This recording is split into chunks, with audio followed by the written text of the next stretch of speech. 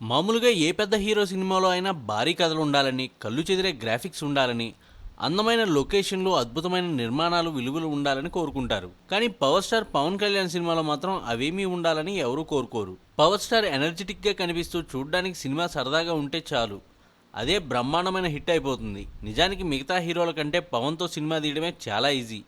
కానీ ఇది విస్మరించి అతనితో ఏవేవో చేయించాలని చూసి చాలామంది చేతులు కాల్చుకున్నారు.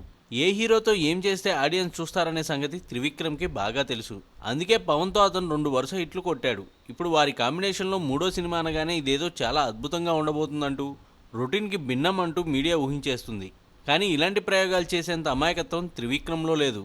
అందుకే పవన్ కోసం అతను సింపుల్ కథని సిద్ధం చేస్తున్నాడు. అత్తారింటికి దారేది మాదిరిగా కాస్త ఎమోషన్, బోల్డ్ అంత వినోదం ఉండే కథ ఇది. ఇక మామూలు సినిమా తీస్తేనే పవన్ ఇండస్ట్రీ హిట్ చేసేసాడు కనుక ఈసారి వినోదం, డైలాగులు అన్నీ బాగుండేలా త్రివిక్రమ్ జాగ్రత్త తీసుకుంటున్నాడట.